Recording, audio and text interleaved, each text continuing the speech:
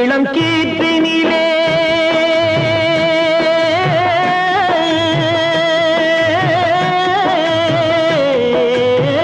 தென்னை இளம் கீற்றினிலே